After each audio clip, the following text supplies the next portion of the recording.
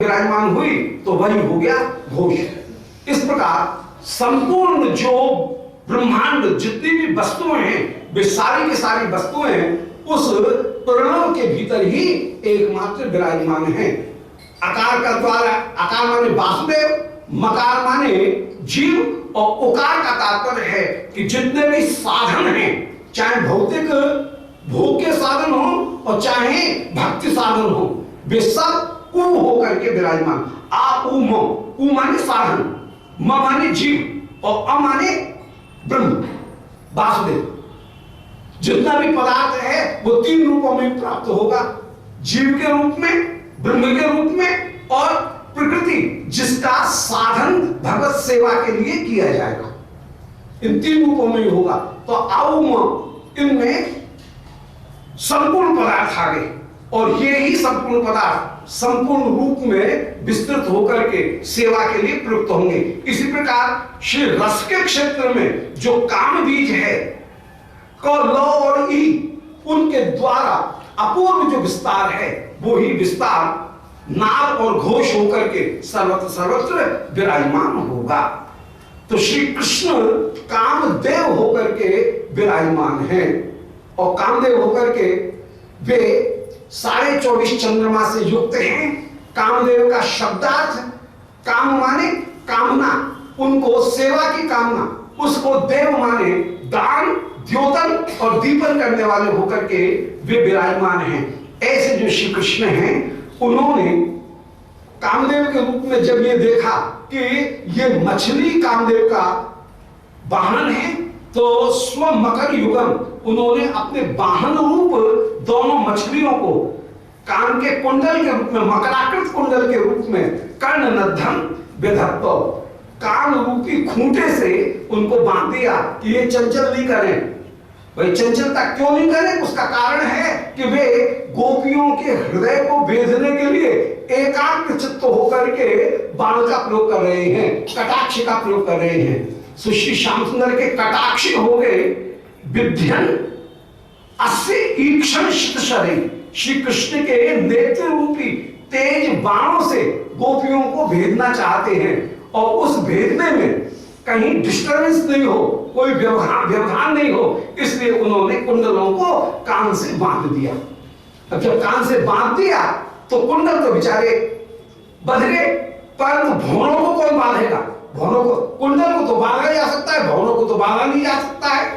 श्री कृष्ण के ऊपर भौरे भी मंडरा रहे हैं। जब भौरे मंडरा रहे हैं तो तत्व उत्तंसस्त्वा, श्री कृष्ण के उत्तंस माने मस्तक के आभूषण, उनकी स्तुति करते हुए, या अवतंस माने कान के जो कुंडल हैं उनकी स्तुति करते हुए, अन्य घटा झंकृति, भौरों ने जो झंकार की उस झंकृति से श्री कृष्ण के दोनों कुंडल अत्यंत अत्यंत त्रस्त हो गए और वे कुंडल बेचारे बंधे हुए हैं, इसलिए भौरों को पूरी तरह से हटा नहीं सकते हैं तो बंधे हुए हैं।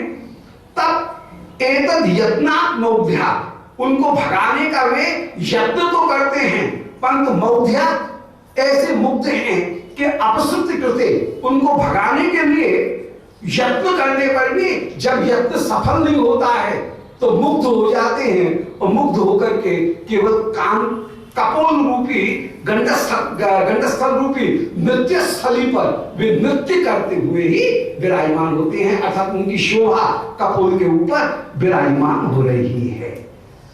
ऐसे ये पूरा रूपक जो है वो रूपक वेद का जो रूपक है उसको प्रस्तुत किया। अब इसी तरह से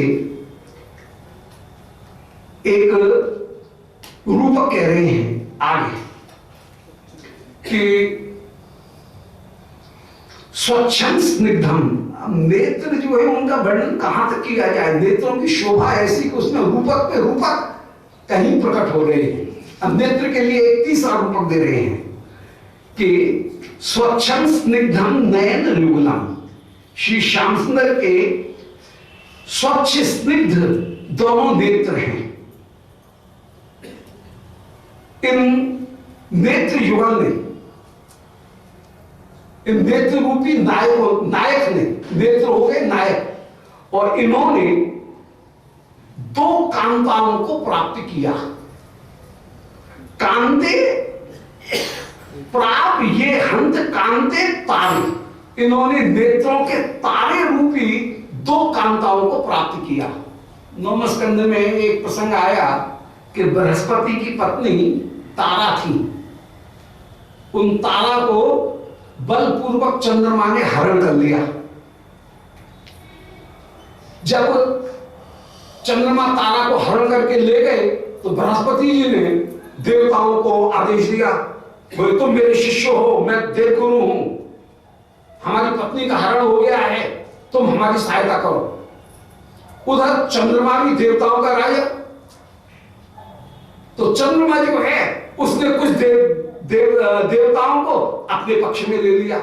तो देवता दो भागों में बढ़ गए, कुछ लोग देवता चले गए चंद्रमा के पक्ष में और कुछ चले गए बृहस्पति के पक्ष में।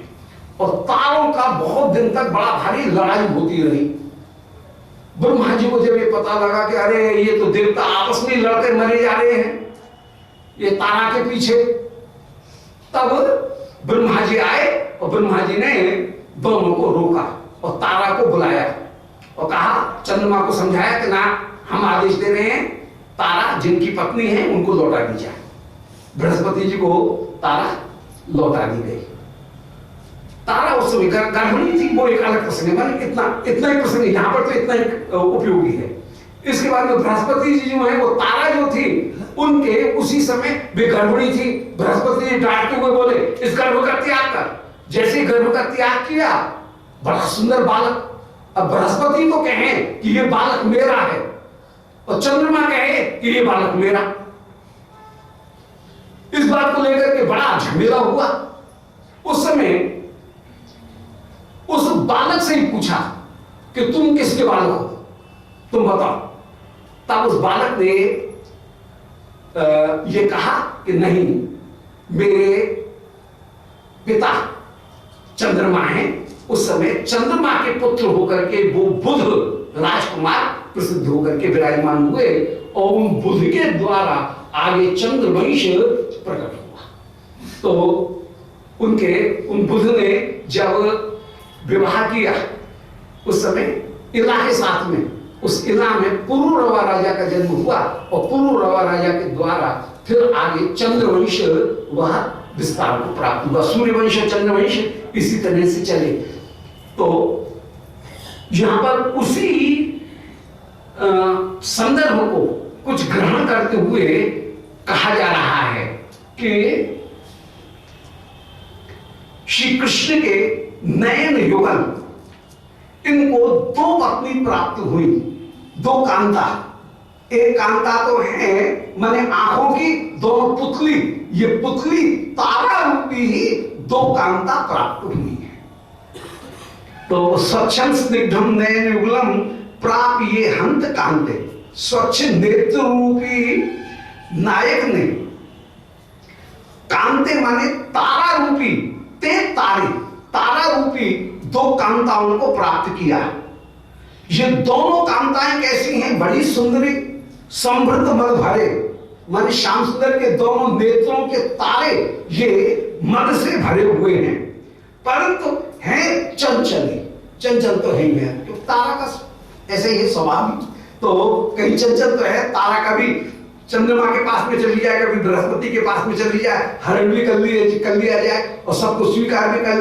तो चंद्रमा, ये तारे जो है वो चंचल है। दोनों नेत्रों की जो पुतलियां हैं, तारे माने पुतलियां, वे चंचल होकर के विराजमान हैं। द्राक अभूताम, वे दोनों, द्राक माने कुछ कुछ, चंचल अभूता माने चंचल हो गई। श्री कृष्ण के स्निग्ध नेत्र ही मानो स्वच्छ स्निग्ध नेत्र ही कोई नायक हैं, कोई पति हैं और इनके पास में तारे माने नयन की पुतली रूपी दो पत्नियां इनको प्राप्त हैं, जो समृद्ध मद भरे, मद से युक्त हैं, पंत चंचल भी हैं। ऐसी दो पत्नियां नेत्र रूपी नायक को प्राप्त हुई, पति को दो पत्नियां प्राप्त हुई। अभ्याम ये वा अजनिषत सोता। अब इन दोनों पत्नियों से अनेक अनेक पुत्र उत्पन्न हुए। जैसे वहां पर चंद्रवंश उत्पन्न हुआ, ऐसे यहां पर भी उनसे अनेक अनेक पुत्र उत्पन्न हुए। ये पुत्र कौन है? मान नेत्रों के कटाक्ष से अनेक अनेक भाव श्री कृष्ण प्रकट करते हुए चले जा रहे हैं। वे भावी हो गए पुत्र, कृष्ण हो गए, कृष्ण के नेत्र हो गए पति, नेत्र की पुतलियां हो गई पत्नी, और उन पुतलियों से जितने भी भाव प्रकट हुए वे भाव प्रकट हो गए पुत्र। सो अनेक अनेक पुत्र उत्पन्न हुए। पारंपरिक रूपक है। और ते जनांतक पुरेभ्यः कृष्टवा कृष्टवा, और वे जो पुत्र हुए वे बड़े चंचल हुए। जैसे तारा का पुत्र बुध, वह बड़ा चंचल है, राजकुमार है, मदमत्त है और चंचल स्वभाव का है, कहीं एक जगह स्थिर स्वभाव का नहीं है। बुध का स्वभाव भी कहीं चंचल है। तो ये जो पुत्र उत्पन्न हुए, ये पुत्र भी कैसे हुए? बोले ये भी बड़े चंचल हुए, और इन पुत्रों ने बस कहर मचा दिया। कहर क्या मचाया? कठिनाई क्या कर दी? बोले कृष्णा कृष्णा धृति कुल वधु, एक एक कुल वधु को, ब्रज की जितनी भी कुल वधु हैं उन कुल वधुओं को ये नेत्र के तारे से उत्पन्न होने वाले कटाक्ष रूपी पुत्र, कटाक्ष रूपी जो पुत्र हैं, उन्होंने एक एक कुलवधु को घरों से खींच खींच करके, कृष्णा कृष्णा धृति कुलवधु, धैर्य ही कुलवधु है, तो धैर्य को खींच खींच करके, धैर्य हो गई कुलवधु, उनको खींच करके दूषयन्ते कटाक्षा, सत्यानाश, इन कटाक्षों ने सारी कुलवधुओं को दूषित कर दिया है। बड़ा सुंदर रूपक। श्री कृष्ण के नेत्र कोई पति है, चंद्रमा है, दोनों पुतलियां मानो तारा है। तारा से जैसे बुध उत्पन्न हुआ, पंत चंचल स्वभाव वाला, ऐसे ही श्री श्याम सुंदर के नेत्र रूपी, नेत्र की पुतलियों से अनेक अनेक कटाक्ष उत्पन्न हुए। वे कटाक्षी हो गए पुत्र, और उन कटाक्षों ने क्या किया? बोलो उन कटाक्षों ने ब्रज की जितनी भी कुल वधु हैं उनको खींच खींच करके उनको दूषित कर दिया। ऐसा उल्लांघना देती हुई श्री किशोरी जो उस समय श्याम सुंदर की शोभा का दर्शन करती जा रही हैं और उल्लांघना देती हुई कहती जा रही हैं। बहुत संक्षेप में, स्वच्छम स्निग्धम नयन युगलम, श्री श्याम सुंदर के नेत्र युगल स्वच्छ स्निग्ध कहीं चंद्रमा के समान थे, और उनने कांते ते तारे, आंखों की जो दो पुतलियां हैं वे ही मानो तारा हैं, जो कि समृद्ध मद भरे, मद से युक्त हैं, चंचले, और जो चंचले द्राग भूताम, जो दोनों पुतलियां चंचल भी हो गई थी, ताभ्यंते वा अजनिश्वत, उन दोनों पुतलियों से अनेक कटाक्षों को, अजनिश्वत माने जन्म दिया, अजनिश माने जन्म दिया, उन कटाक्षों से अनेक कटाक्षों को जन्म दिया उन दोनों पुतलियों ने।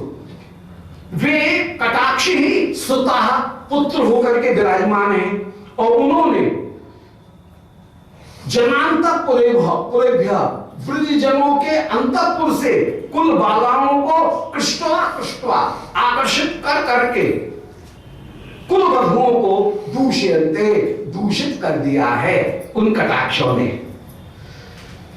सर्वाशोद्य तरत दृश्य दस्यो नंद नद्याम, हर्षोत्सुक्या धृति मदमुदा संत संचारिणोमि, तारा नामनी हरमणमयी नाव माश्रित्य लोलाम, तद रामाणाम नयन बर्जन बर्जाम लुंठ नाये विद्मा। एक बड़ी सुंदर उपमा, बड़ी कलात्मक उपमा दे रहे हैं यहाँ पर। एक रूपक है, एक बिंब है कि पहले व्यापारी, अभी भी व्यापारी जिस समय व्यापार करने के लिए नाव में बैठ करके समुद्र में या नदी में जाएं, वहां पर जल दस्युगण, जल के डाकू, वे कहीं उपस्थित होकर के नाव के ऊपर चढ़ जाते हैं, मार काट मचा करके पूरी नाव पर जलदस्युगण अपना अधिकार जमा लेते हैं।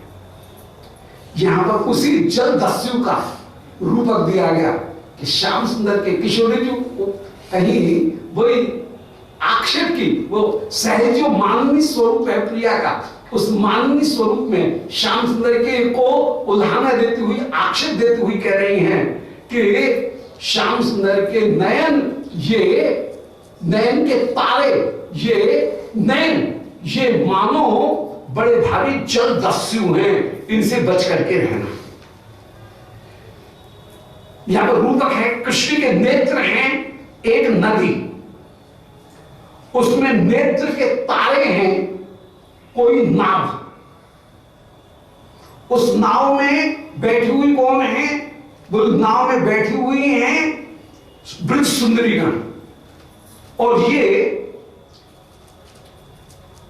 नेत्र के तारे ये कहीं संचारी जो हैं वो संचारी ही हैं डाकू, और ये डाकू इन प्रियागणों का हरण करते हुए विराजमान हो रहे हैं।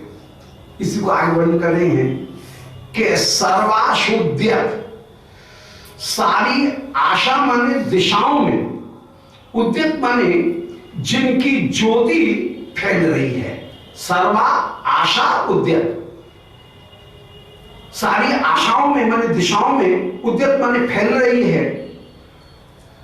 तरसी दृष्टि, तरसी माने वेगवान, दृष्टि माने श्री श्याम सुंदर के नयन है। तो कृष्ण की आंखें ही मानो कामदेव रूपी, आंखें नदी हैं, कृष्ण की आंखें ही कामदेव रूपी नदी हैं, जिनका वेग सर्वाशोध्य सभी दिशाओं में फैला है। एक महानदी है, कृष्ण के नयन नहीं है, वो महानदी है जो कि सर्वत्र सर्वत्र अपने प्रभाव को दिखा रही है।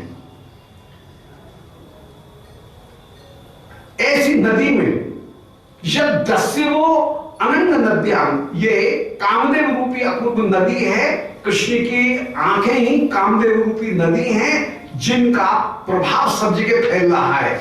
और वहां पर दस्य माने डाकू एकाएक आगे, गोपियां जा रही थी उनके ऊपर डाकू आगे। डाकू कौन है? बोले हर्ष, औत्सुक्य, धृति, मद, ये सब संचारी हैं, ये संचारी ही डाकू बन करके आ गए। और डाकू बन करके आकर के तारा नामनी हरिमणमयी नाव, जो नेत्र रूपी नाव, कृष्ण के नेत्र जो है वो नेत्र के तारा, पुतली जो है वो ही मानो नाव है। उन नाव के ऊपर ये संचारी रूपी डाकू चढ़ करके जिस समय आए, तो संचारी रूपी डाकुओं ने आकर के लोनाम तक रामाणाम नयन वणिजाम, जो ब्रज की गोपिकागण थी उनके नेत्रों की जो नाव थी, और जिस नाव में अनेक भाव रूपी रत्न छिपे हुए थे, उन गोपियों के नयनों के रत्न को हरण करने के लिए कृष्ण की पुतली रूपी नाव के ऊपर चढ़ करके संचारी भाव रूपी डाकुओं ने गोपियों के प्रेम का हरण कर लिया। तो तत् रामाणाम नैन बढ़ियाम लुंठनाये विद्मः, आज गोपियों के नेत्रों को लूटने के लिए मानो ये श्याम सुंदर के पुतली, नेत्रों की पुतली, ये डाकू बने का कार्य करती हुई विराजमान, नेत्रों से प्रकट होने वाले संचारी भाव डाकुओं से डाकू बन करके ये गोपियों के भाव को लूटने का प्रयत्न कर रहे हैं। श्याम सुंदर हो गए एक प्रेम की नदी, कामदेव की नदी, उसमें श्याम सुंदर की पुतलियां हो गई डाकुओं की नाव। उन पुतलियों से प्रकट होने वाले जो संचारी भाव हैं वे हो गए डाकू। इतना स्पष्ट। श्याम सुंदर हैं स्वयं साक्षात कामदेव, एक नदी, महानदी, उसमें श्याम सुंदर की आंखें ये हो गई डाकुओं की नाव, और उन डाकुओं की नाव में उन आंखों से प्रकट होने वाले जो संचारी हैं, हर्ष, औत्सुक्य, धृति, मद, ये संचारी भाव, ये संचारी भाव हो गए डाकू। इन संचारी भावों ने एकाएक आक्रमण कर दिया। किन पर आक्रमण किया? बोले गोपियों की आंख और हृदय के ऊपर। गोपियां ही हो गई मानो एक गोपियों के श्रीअंग, गोपियों का हृदय वो हो गया, गोपियों की आंखें, श्रीअंग, हृदय, ये सब हो गए मानो एक व्यापारी की नाव। माने गोपियों के ऊपर उन्होंने आक्रमण कर दिया, और गोपियों की नाव के ऊपर आक्रमण करने पर, गोपी रूपी नाव के ऊपर आक्रमण करके उस नाव के ऊपर इन्होंने अपना कब्जा जमा लिया। इन सारे भावों में भी हर्ष, औत्सुक्य, धृति, मद, इनमें मुख्य जो भाव है किलकिंचित भाव में वो है हर्ष। किलकिंचित भाव वहां होता है जहां गर्व, मान, उत्सुकता, धैर्य, अभिमान, इन सारे भावों का मिला हुआ जो स्वरूप है उसको कहेंगे किलकिंचित। परंतु इस किलकिंचित भाव में भी सबसे प्रधान भाव जो होता है वो हर्ष होता है। किलकिंचित भाव विशेष रूप से प्रकट होता है दान लीला में, जहां श्री श्याम सुंदर गोपियों से दान मांगते हैं, उस दान लीला में किलकिंचित भाव प्रकट होता है। तो गोपियां ऊपर से हर्ष, मद, धैर्य, विवेक, लज्जा, इन सबों को प्रकट कर रही हैं, परंतु उनमें मूल भाव कौन सा है? बोले मूल भाव हर्ष है। जैसे पानक रस में दही भी है, आम का रस भी है, इलायची भी है, मिश्री भी है, काली मिर्च भी है, सारे भाव हैं, परंतु बेस क्या है? बेस तो दही है। मूलतः तो दही ही वहां पर विराजमान है। ऐसे श्री दान लीला में गोपियों में जितने भी भाव हैं उनमें मूल रूप से जो भाव है वो है हर्ष, और उस हर्ष भाव के साथ में फिर मान, लज्जा, अभिमान, क्रोध, ये सारे भाव, बस ये तो मसाले हैं, मिर्च मसाले हैं। जो मूल वस्तु है वो हर्ष है। ऐसे ही यहां पर भी श्री श्याम सुंदर उनके नेत्रों से जो संचारी भाव प्रकट हो रहे हैं वे संचारी भाव हो गए डाकू। श्री कृष्ण हो गए एक नदी कामदेव की, कृष्ण के आंखें हो गई डाकुओं की नाव, लुटेरों की नाव, और उस आंखों की आंख रूपी नाव में बैठ करके वे डाकू आए, और उन्होंने, डाकू कौन है? संचारी भाव रूपी डाकू आए कृष्ण की पुतलियों में बैठ करके, और उन्होंने गोपियों की जो नाव थी, माने गोपियों की भी नेत्र रूपी जो नाव थी, उस नेत्र रूपी नाव में जो धैर्य, विवेक रूपी महारत्न था, प्रेम रूपी महारत्न था, उस महारत्न के ऊपर एक साथ आक्रमण किया, और आक्रमण करके गोपियों के हृदय, धैर्य, विवेक, इन रत्नों को लूट लिया, इनको ग्रहण कर लिया।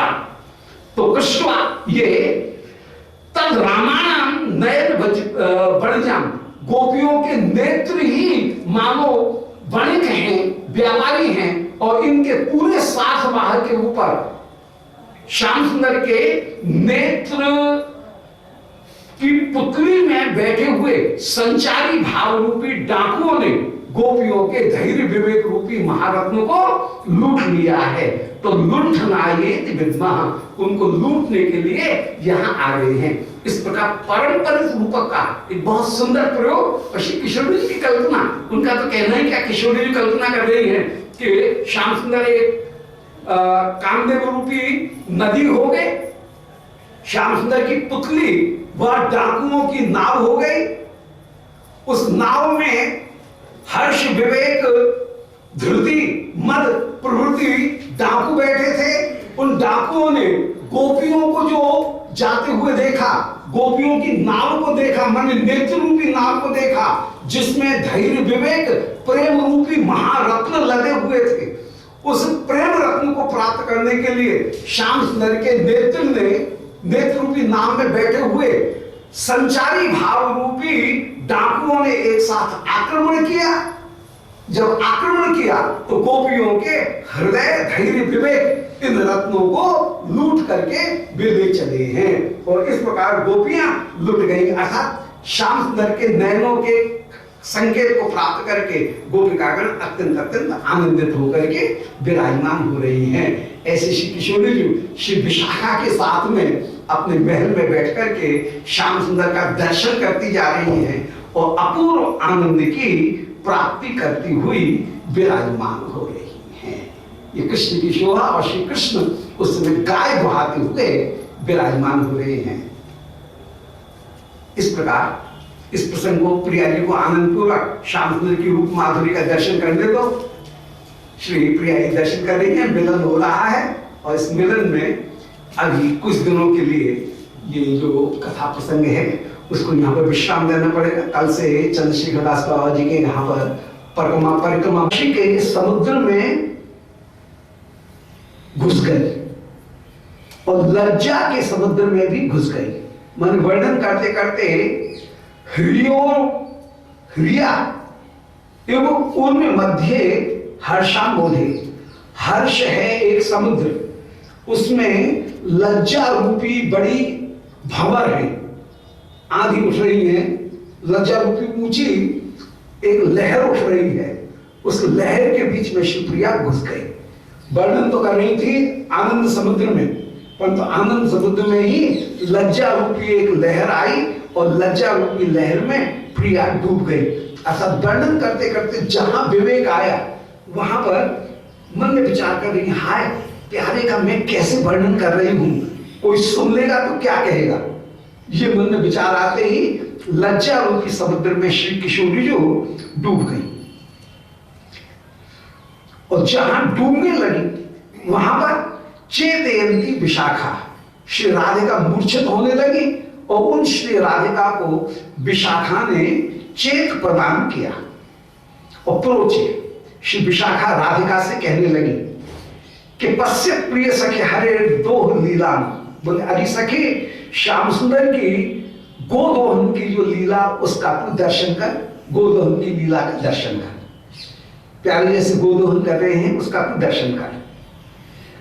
यदर्थम सायं श्वश्रु गिरम अतिकटुम वेदसी, देख सायंकाल के समय जब तू यहां आ रही थी किसी ने देख लिया और तेरी सास नंद जहां कठोर कठोर वचन कह रही थी, माने बड़ी बूढ़ी ब्रज की जो गोपिकागण, वे बूढ़ी बूढ़ी गोपी, वे तुझसे टेढ़े वचन सुन रही कह रही थी, परंतु उन टेढ़े वचनों को भी तू वेद से पीयूष कल्पाम, उनको भी सुनकर के परम आनंदित थी और उनको पीयूष कल्पाम, उनको आनंद के समान तू जानती थी। उस श्याम सुंदर की गोदोहन लीला का दर्शन कर। अरे सखी अब लज्जा समुद्र में मत डूब। लज्जा समुद्र से सखी ने, श्री विशाखा जी ने राधा रानी को उबाल दिया और कह रही है अरे सखी लज्जा त्याग कर, अपलक श्याम सुंदर की जो गोदोहन की शोभा है, गाय दोहाने की जो शोभा है उसका तू दर्शन कर। दोबारा वर्णन करें कि निर्वण्यवन प्रिय मुख विधुम, श्री राधिका ने प्यारे के मुख चंद्र का इस प्रकार विस्तार पूर्वक वर्णन किया और वर्णन करने में उनका प्रेम बाहर जाहिर हो गया, बाहर प्रकट हो गया। और जैसे ही बाहर प्रकट हुआ विवेक आया, सो श्री राधिका लज्जा रूपी लहर के भीतर डूब गई। लज्जा की एक लहर आई और उस लज्जा की लहर के भीतर शिवप्रिया डूब गई हैं। तो रिया एवं उर्मी मध्य हर्षाम बोधे सपदे विशति, श्री राधिका हर्ष समुद्र में तुरंत ही भीतर डूब गई हैं। लज्जा समुद्र उत्पन्न हुआ है और लज्जा समुद्र में वे भीतर डूब गई हैं। ऐसी श्री राधिका को चेतयंती विशाखा, श्री विशाखा चेत प्रदान कर रही हैं और विशाखा चेत प्रदान करते हुए श्री विशाखा बोली कि पश्चिम प्रिय सखी हरे दोह लीला।